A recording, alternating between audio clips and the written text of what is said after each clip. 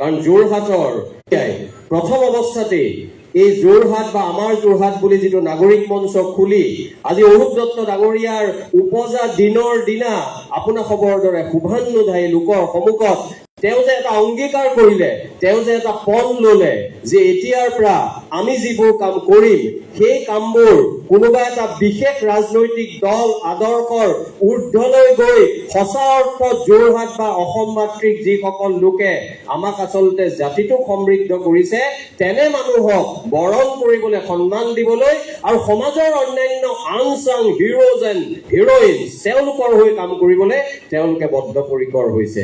আৰু মই ভাবো সেইবাবে সমগ্ৰ অসমবাসীয়ে আমাৰ যোৰহাটৰ ওচৰত কৃতজ্ঞতা প্ৰকাশ কৰা উচিত আৰু লগতে চোকা দৃষ্টি ৰখা উচিত যাতে আজি যিটো প্ৰতিশ্ৰুতি আপোনাৰ খবৰ আগত অৰূপ দত্তদেৱৰ উপজা দিনত দিয়া হৈছে সেই প্ৰতিশ্ৰুতিৰ বহু অংশ যাতে অসমৰ ৰাইজে বাস্তৱ ক্ষেত্ৰত দেখিবলৈ পায়। মই আপোনাৰ খবৰ হৈ হেমন্ত কলিতা দেৱকো অনুৰোধ জনাইছো আৰু আপোনাৰ খবৰকো কৈছো, আমাৰ যি দায়িত্ব, আমাৰ যি অংশীদাৰিত্ব, যি দায়িত্বৰ অংশীদাৰিত্ব যোৱা 5টা দশক ধৰি নিজা ধৰণেৰে নীৰৱে নিষ্ঠাৰে সৈতে নিৰৱচ্ছিন্নভাৱে অৰূপ কুমাৰ দত্ত ডাঙৰীয়াই কৰি সমগ্ৰ অসমক সমৃদ্ধ কৰিছে, অসমৰ কথা বিদেশত জনাবলৈ সক্ষম হৈছে। ঋষিকেশ গোস্বামীদেৱে কোৱাৰ দৰে ভূপেন হাজৰিকাৰ পাছতেই সেই সত্তাক সন্মান জনাবলৈ হলে, সেই সত্তাক আমি যদি সঁচা অৰ্থত শ্ৰদ্ধা জনাব বিচাৰো তেতিয়াহলে হেমন্ত কলিতা দেৱে আজি আক্ষেপেৰে যিখিনি আত্মসমালোচনামূলক কথা কৈছে এইখিনি কথা কেৱল যোৰহাটৰ নাগৰিক সমাজৰ কাৰণে নহয়, সমগ্ৰ অসমৰ নাগৰিক সমাজৰ কাৰণে প্ৰযোজ্য হয় আৰু সমগ্ৰ অসমৰ নাগৰিক সমাজৰ কাৰণে প্ৰাসংগিক হয়। মই ইয়াৰ লগত থকা যিসকল ভূপেন হাজৰিকাই এটা কথা কৈছিল সাংস্কৃতিক ৰণুৱা, ইয়াৰ ৰণুৱা দুজনৰ মই নাম দেখিছো। এই যে দিগন্ত ব্যাপী যেতিয়া মানুহে কিবা এটা পণ লয়, দিগন্ত দত্তৰ নাম দেখিছো, দীপজ্যোতি গোস্বামী দেৱৰ নাম দেখিছো। মই তেওঁলোকৰ হৈ সকলোকে এই আমাৰ যোৰহাটত থকা দলটোক এইটো অনুৰোধ জনাই মোৰ মনৰ দুটামান কথা ক'ব বিচাৰিছো। আপোনালোকে ভাবিছে বৰ চিৰিয়াছ হৈ গৈছে, মোৰ মনত পৰিছে চিৰিয়াছ বুলি ক'লে মোৰ মনত পৰে reminds me of D.S. Lawrence, the man who wrote Lady Chatterley's Lover. D.S. Lawrence কৈছিল, don't be serious all the time. Being serious all the time means as if you are in a funeral and nobody wants to be in a funeral. Don't forget, today we have come to celebrate the life and works of this astoundingly talented Assamese man Orup Kumar Datta, who has brought tremendous amount of laurels to the state because of his unflinching, unwavering dedication and discipline. Leaving a job in Jorhat, Guwahatiloi goi, তেওঁ কি ধৰণেৰে কিমান কষ্টৰে সৈতে কৰিছে তাৰ আটাইতকৈ বেছি সাক্ষী হৈ আছে আজি আপুনি বাইদেউ ৰূপা বাইদেউ। মই ভাবো আমি অৰূপ কুমাৰ দত্ততকেও ৰূপা দত্ত বাইদেউৰ বাবে যোৰহটীয়া ৰাইজৰ সঁচা অৰ্থৰ এটা উমাল হাত চাপৰি হ'ব লাগে। I think she deserves that, a great round of applause. Bhupen হাজৰিকাই এটা কথা কৈছিল 14 বছৰ বয়সত, ভূপেন্দাৰ কথা ঋষিকেশ গোস্বামীয়ে কৈছে, সমুদ্ৰগুপ্ত কাশ্যপ ডাঙৰীয়াইও কৈছে, ভূপেন হাজৰিকাক এৰিতো আমি চলিব নোৱাৰো, অৰূপ কুমাৰ দত্তইও এৰি চলা নাই। অসম বুলি ক'লে যদি আমি তিনিটা বীৰ কথা কওঁ, ভূপেন হাজৰিকা, ব্ৰহ্মপুত্ৰ আৰু বিহুৰ বিষয়ে অতি বিস্তৃতভাৱে নিলিখিলেও, নিউজ পেপাৰৰ বা বাতৰি কাকতৰ কলমৰ মাজত লিখিলেও অৰূপ কুমাৰ দত্ত দেৱে ভূপেন হাজৰিকাৰ কথাও লিখিছে আৰু এই ব্ৰহ্মপুত্ৰ লুইতখনৰ কথাও লিখিছে। দুটা বিষ এগৰাকী মানুহে সমগ্ৰ পৃথিৱীৰ মাজলৈ উলিয়াই দিছে আজিৰ পৰা প্ৰায় 2 দশকৰ আগতেই। আৰু সেইগৰাকী মানুহক যেতিয়া লৈ আমি কেতিয়াবা আক্ষেপ কৰা শুনো, কোনোবাই দুখ কৰা শুনো যে মানুহগৰাকীক আমি চিনি পোৱা নাই, মানুহগৰাকী কোন, তেতিয়াহ'লে মোৰ এটা কথা মনত পৰে। কোনোবাই কৈছিল এজন বিখ্যাত পণ্ডিতে, if the bat says that I don't want to associate with the sun, the splendor of the sun will not thereby be diminished. বাদুলিয়ে যদি কয় সূৰ্যৰ লগত মই সহযোগিতা নকৰো, বাদুলি will take care of himself or herself. সূৰ্যৰ গৰিমা তাৰ কাৰণে জ্ঞান নহয়, সেই সূৰ্য আজি আছে অৰূপ কুমাৰ দত্ত ডাঙৰীয়া। ইয়াত মই তেখেতক ঋষিকেশ গোস্বামী ডাঙৰীয়াই কৈছিলে, হেমন্ত কলিতা দেৱৰ ভাষণতো ওলাইছে, এই যিটো প্ৰেৰণা, এই যিটো অনুপ্ৰেৰণা, মই এজন অনুজ হিচাপে জ্ঞান, প্ৰজ্ঞা, অভিজ্ঞতা সকলো দিশতে মই এজন নগণ্য মানুহ, তথাপি আপোনাক এই সন্মান দিছে। মই এই কথাটো দায়িত্ব বুলি ভাবো অসমৰ নতুন প্ৰজন্মৰ ক্ষেত্ৰত বেছিকৈ, আৰু অৰূপ কুমাৰ দত্তৰ দৰে অসমৰ নহয় সমগ্ৰ বিশ্বৰ সচেতন মানুহে জানিব লগা মানুহজনৰ কথা যেতিয়া কমকৈ জানে, বুকুত কৰবাত দুখ লাগে। আৰু সেই দুখটো কেতিয়াবা কেতিয়াবা আজি হয়তো তেনে দুখৰে এটা বহিঃপ্ৰকাশ ঘটিছে হেমন্ত কলিতাদেৱৰ ভাষ্যৰ মাজত। আৰু মোৰ আমাৰ যোৰহাটলৈ আৰু এটা ভাল লাগে, যোৰহাটখনৰ মহিমা অপাৰ।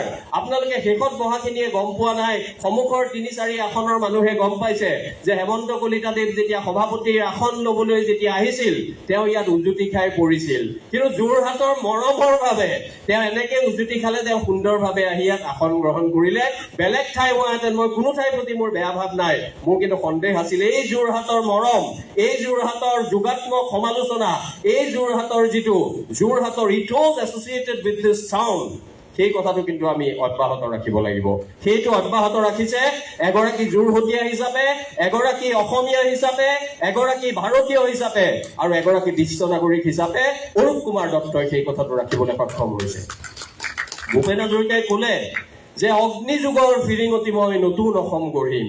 14 বছৰীয়া ভূপেন হাজৰিকাৰ সাহস চাওক যে নিজেই নিজকে কৈছে অগ্নিযুগৰ ফিৰিঙতি মই নতুন অসম গঢ়িম, সৰ্বহাৰাৰ সৰ্বস্ব পুনৰ ফিৰাই আনিম।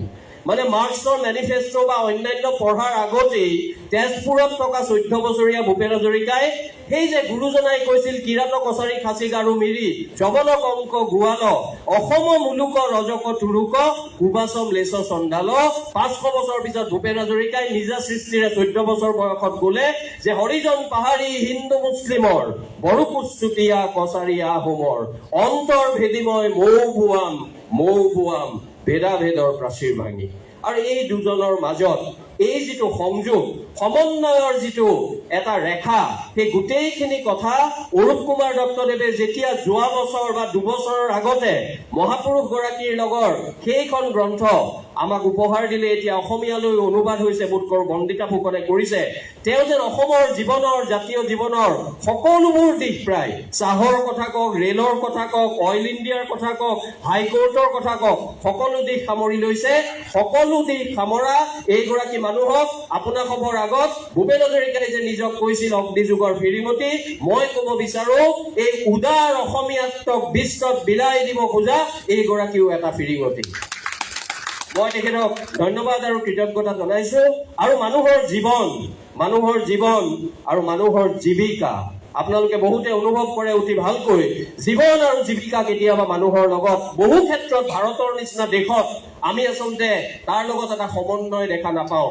বহু মানুহে চাকৰি 30 বছৰ 40 বছৰ কৰে, কিন্তু চাকৰিটোৰ লগত যেন কোনোদিনে সেই ধৰণে আত্মনিয়োগ বা সেই ধৰণেৰে বিলীন হৈ যাব নোৱাৰে।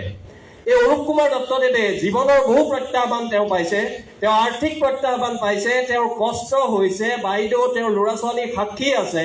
তেওঁ হয়তো কনফুচিয়াছৰ সেই বাণীটো মনত ৰাখিছিল, The greatest glory lies not in never falling, but rising every time we fall. আৰু সেই পৰি উঠি অহা অৰূপ দত্ত ডাঙৰে আজি সমগ্ৰ অসমৰ কথা ভাৰতৰ আগত নিজে উঠি অহাই নহয়, তেওঁ নিজে দাঙি ধৰিবলৈ সক্ষম হৈছে। এইটো বৰ ডাঙৰ কথা। কেতিয়াবা কিছুমান মানুহে ডাঙৰ যেতিয়া কথা কয়, লগ পোৱাৰ পিছত, তেওঁলোকৰ গান শুনাৰ পিছত, তেওঁলোকৰ ভাষণ শুনাৰ পিছত বহু মানুহে, সংবেদনশীল মানুহে ভাবে ইউ ফিল ডিমিনিছড। বাট অৰূপ কুমাৰ দত্তৰ যেতিয়া এটা লেখনি পঢ়িব, অৰূপ কুমাৰ দত্তৰ যেতিয়া এখন গ্ৰন্থ পঢ়িব, you will not feel diminished, you will feel elevated, you will feel enlightened, you will feel empowered. That is the beauty of his prose, which is based on painstaking research and academic rigor, which should have been part of the intellectual world of the whole community. সেই কথাটো অৰূপ কুমাৰ দত্তদেৱে একেবাৰে dispassionate intellectual curiosity is the lifeblood of real civilization বুলি ট্ৰেভেলিয়ানে আমাক যিটো কথা কৈছিল, সেই কথাটো অৰূপ কুমাৰ দত্তই তেওঁ জীৱনৰ মাজত যোৱা 3টা দশকত অসমৰ মানুহক তেওঁ দেখুৱাইছে। তাৰপিছত যদি কোনোবাই কয় যে মই তেখেতক চিনি নাপাওঁ, মই সেই গধূলি সময়ত ওলোৱা বাদুলিটিৰ কথাই ক'ম, যদিহে তেওঁ এজন শিক্ষিত মানুহ, যদি তেওঁ জীৱন যুদ্ধত ক্লান্ত, তেওঁৰ বহু কাৰণত জনা নাই, তেওঁৰ প্ৰতি মোৰ কোনো বেয়া ভাৱ নাই। কিন্তু জানি শুনি ডাঙৰ মোবাইল লোৱা, বেছিকে ইনকাম টেক্স দিয়া অসমীয়াই যদি অৰূপ কুমাৰ দত্তৰ নামটো শুনা নাই বুলি কয়, তেতিয়াহ'লে সেই ইনকাম টেক্স বা ডাঙৰ গাড়ী বা ডাঙৰ বিল্ডিংটোৱে অন্ততঃ মোক একেবাৰেই সেইটোৱে স্পৰ্শ কৰিব নোৱাৰে। আৰু মোৰ দৃঢ় বিশ্বাস আপোনাসৱৰ দৰে শুভান্নুধায়ী মানুহকো তেনেকৈ কিন্তু স্পৰ্শ কৰিব নোৱাৰে। আৰু সেইটোৱে আমাৰ অৰ্থ হ'ব লাগে। মই কৈছিলোঁ জীৱন আৰু জীৱিকাৰ কথা, তেওঁ যে সন্মিলিত কৰিছে জীৱন আৰু জীৱিকাৰ লগতো বহু মানুহে কৰে। কেতিয়াবা কেতিয়াবা মানুহ সক্ষম হয় এই যে 3টা বৰ্গীয়া জ অসমীয়া ভাষাত থকা ভাষাটোৰ যিটো সমৃদ্ধিশালী ৰূপ, এই জীৱন আৰু জীৱিকাৰ লগত অৰূপ কুমাৰ দত্তদেৱে আৰু এটা বৰ্গীয়া জ আনি সমৃদ্ধ কৰিছে বা সংযোগ কৰিছে, সেইটো হ'ল জাতি। আৰু এই নিজৰ জীৱন নিজৰ জীৱিকাক লিখাৰ জৰিয়তে, কামৰ জৰিয়তে, ব্যতিক্ৰমী সাংবাদিকতাৰ জৰিয়তে তেওঁ যেতিয়া জাতিৰ সপোনক তেওঁ ব্যক্তিগত সপোনৰ লগত সংযোগ ঘটাবলৈ সক্ষম হৈছে, সেই কথাটোৱে মই ভাবোঁ এটা অসাধাৰণ কৰ্ম। আৰু সেইটোৱেই অৰূপ কুমাৰ দত্তই অসমৰ ৰাইজক দিয়া আটাইতকৈ অদ্বিতীয় এটা সম্পদ বা উপহাৰ। আৰু সেই উপহাৰ আমি কেনেকৈ ব্যৱহাৰ কৰিম, অনাগত সময়ত আমি তাক লৈ কেনেকৈ চলিম, সেইটো নিৰ্ধাৰণ কৰাৰ দায়িত্ব এনেকুৱা ধৰণৰ নাগৰিক সমাজৰ, এনেকুৱা ধৰণৰ আমাৰ দৰে মানুহৰ লিখাৰ লগত জড়িত, কথা কোৱাৰ লগত জড়িত মানুহৰ ইমান মৰম পাওঁ। গতিকে মৰম পাওঁ ভাবেই মানুহৰ প্ৰয়োজনীয় কি, সেইখিনি কাম কেনেকৈ কৰা উচিত আৰু মোৰ দায়িত্ব কি। মই সদায় এটা কথা কওঁ, মই কোৱা এটা কথাও বেদবাক্য নহয়। যদি তাৰ কথাৰ মাজত 1% কথাত কিবা যুক্তিযুক্ততা আছে, আপোনালোকে চালি জাৰি চাব, গ্ৰহণযোগ্য হলে গ্ৰহণ কৰিব, নহলে আৱৰ্জনা বুলি পেলাই দিব। কিন্তু এটা কথাই কওঁ, বহু মানুহে আজিকালি কথা কবলৈ ভয় কৰা হ'ল। আজিকালি ভয়ৰ নাম কৈ কৈ মানুহে কথাবোৰ নোকোৱা হ'ল।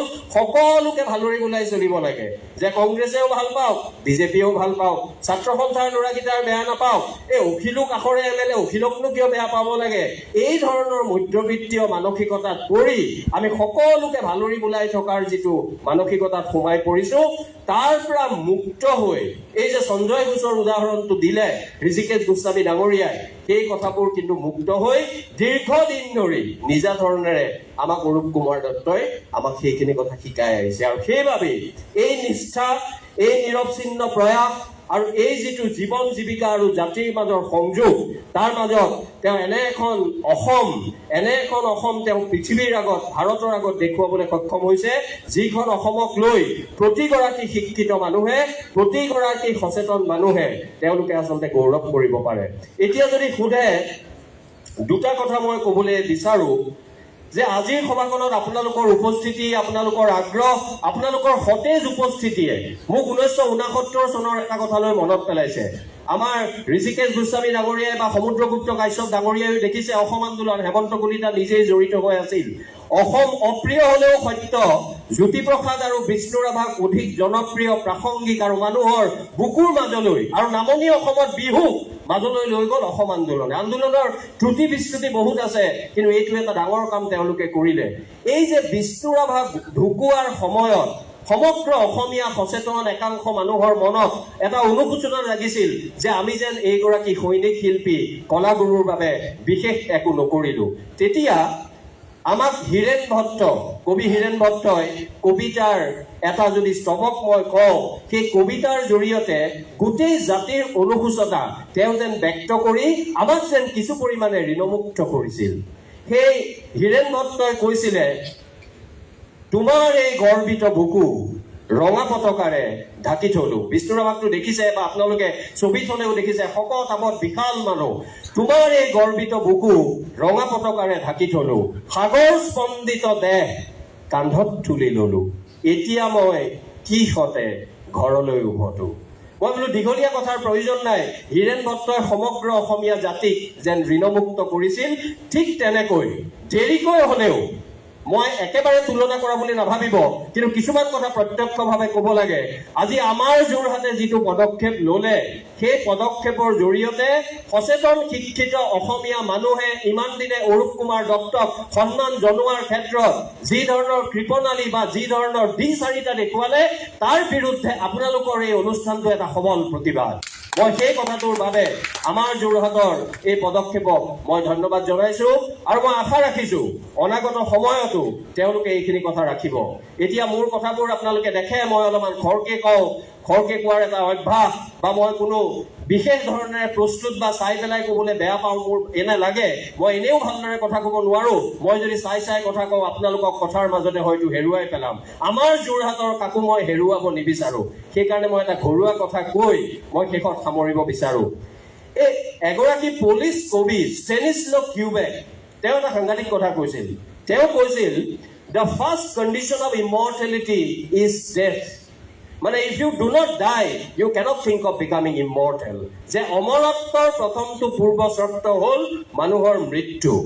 ঠিক তেনেকৈ কেতিয়াবা কিছুমান মানুহে অৰূপ কুমাৰ দত্তক যেতিয়া কয় যে মানুহজনে দেখোন ইংৰাজীতহে লিখে, ইংৰাজীত লেখাৰ কাৰণটো কি? কেতিয়াবা অসমৰ কথা ভাৰতক বা পৃথিৱীক জনাবলৈ হলে ইংৰাজী ভাষা the window to the world তাৰ যোগেদি জনাবলৈ হলে এটা পূৰ্ব চৰ্ত হ'ল সমগ্ৰ পৃথিৱীৰ অধিকাংশ মানুহে গ্ৰহণ কৰা বা কৰ্ষণ কৰা ভাষাটোৰ জৰিয়তে জনোৱাটো এটা পূৰ্ব চৰ্ত হৈ পৰে। আৰু সেইটো চৰ্ত আজি আচলতে সেই দায়িত্ব গভীৰ এক নিষ্ঠাৰে সৈতে তেখেতে পালন কৰি আহিছে। আৰু সেই বাল্য ভৱনৰ অৰূপ কুমাৰ দত্তজন 2 বছৰ বয়সত 2 বছৰ পঢ়ি তেওঁ যে হিমাচললৈ গ'ল, চানুৱাৰ স্কুললৈ গ'ল, সেই সময়ৰ অৰূপ দত্তজনক মই ভাবো পিছত যে জ্যোতিপ্ৰসাদৰ কথা লিখিলে তেওঁ বুকুৰ মাজত জ্যোতিপ্ৰসাদৰ কবিতাই মোৰ এনে লাগে তেখেতৰ বুকুৰ মাজত হেন্দুলনি তোলে যে থুনুক থানাককৈ অমীয়া বৰষা অমাতৰ মাত যেন কোৱা যিটো ভাষা, অসমীয়া ভাষা মোৰ বৰ মৰমৰ জ্বলন্ত সাধনা মোৰ কত জনমৰ। এই কথাটো তেওঁ বুকুৰ মাজত প্ৰতিধ্বনিত হৈ আছে। সেইবাবে ইংৰাজী ভাষাৰ জৰিয়তে তেওঁ সমগ্ৰ অসমীয়া মানুহৰ ভাল কথাবোৰ, গুৰুজনাৰ কথাই হওক, ভূপেন হাজৰিকাৰ কথাই হওক, উচ্চ ন্যায়ালয়ৰ কথাই হওক, তেলৰ কথাই হওক, ৰেলৰ কথাই হওক, তেওঁ শিশু মনস্তত্ব আৰু য়াং এডাল্ট যিটো শব্দ তেওঁ ব্যৱহাৰ কৰি বেছি ভাল পায় সেইসকলৰ মনস্তত্ব বুজি লৈ তেওঁলোকে ভাল পোৱাকৈ জনপ্ৰিয়ভাৱে তেওঁলোকৰ catching the imagination of the youngsters in today's world তেওঁলোকে কৰিবলৈ সক্ষম হৈছে। আৰু সেইবাবে মই ভাবো অৰূপ কুমাৰ দত্তদেৱৰ আজিৰ এই সজীৱ উপস্থিতিত আপোনাসৱৰ দৰে লোকৰ আগত এই ৭৯ সংখ্যক উপজা দিনত আমি তেখেতক ভগৱানৰ ওচৰত আমি প্ৰাৰ্থনা কৰিছো যে অফুৰন্ত শক্তি দিয়ক আৰু কেইবাটাও দশক আমাক অৰূপ কুমাৰ দত্তদেৱে অসমীয়া জাতীয় জীৱনক সমৃদ্ধ কৰি যাওক, অসমীয়া জাতীয় জীৱনত বাদুলিৰ সংখ্যা কমি আহক, সেইটো আমি বিচাৰিছো। আৰু সেইখিনি কথা মুকলিকৈ যোৰহাটৰ ৰাইজৰ আগত কোৱাৰ অন্তত সৎসাহস মোৰ আছে। মই সেই সৰু কাহিনীটোৰে শেষ কৰিব বিচাৰো। একেবাৰে সঁচা কাহিনী, অৰূপ দত্ত ডাঙৰীয়া মনত থাকিবও পাৰে নাথাকিবও পাৰে। মই তেখেতৰ আগত ব্যক্তিগতভাৱেও কোৱা নাই, আজি কওঁ। 2015 চনত মই যোৰহাটৰ পৰা বদলি হৈ গুৱাহাটীলৈ গলো। 21 চনত মই স্বেচ্ছামূলক অৱসৰ ললো। 16 নে 17 চনত মই IIBMৰ ফেকাল্টি মেম্বাৰ। তেতিয়া গুৱাহাটীৰ ৰবীন্দ্ৰ ভৱন ডিষ্ট্ৰিক্ট লাইব্ৰেৰীত এজন বৰণ্য অসমীয়া পণ্ডিত, তেখেতৰ সাংঘাতিক অৱদান আছে, মই শ্ৰদ্ধাৰে কৰোঁ। তেওঁৰ নামত এটা স্মাৰক বক্তৃতা আয়োজন কৰা হৈছিল। বিদেশত কৰ্মৰত তেখেতৰ পুত্ৰ আহিছিল আৰু অসমৰ বৌদ্ধিক জগতৰ প্ৰায়বোৰ ভোটাতৰাই তাত আহি সন্মিলিত হৈছিল। মই আৰু মোৰ পৰিবাৰ ৰঞ্জিতা আমি এনেকুৱা ৩-৪ নম্বৰ মান শাৰীত গৈ পেলাই বহিছিলো। বাহিৰৰ পৰা এজন মানুহ আহিছিল আমাৰ বংগৰ পৰা, সেই মানুহজনে বিশেষ এটা বিষয়ত স্মাৰক বক্তৃতাটো প্ৰদান কৰিব। আমি বহিছো, আগত মানুহ আছে, আমাৰ সন্মুখত কেইটামান চিট খালী আছে। ভাল লাগিছে মনটো যে আমি মোবাইলত ৰেকৰ্ডিং কৰিম বুলি যোৱা নাই, তেতিয়া এইবোৰ জনপ্ৰিয় হোৱা নাই। ভাল লাগিছে যে আমি তেওঁক ভালদৰে দেখিম। এই ভাল লাগি থকাৰ অৱস্থাতে এজন মানুহ আহি অকণমান মনটো বেয়া লগাই দিলে। সেই মানুহজন আছিল অৰূপ কুমাৰ দত্ত। তেওঁ আগবাঢ়ি আহিল, আহি পেলাই আমাৰ আগৰ খালী চিটটোত তেওঁ বহি গ'ল।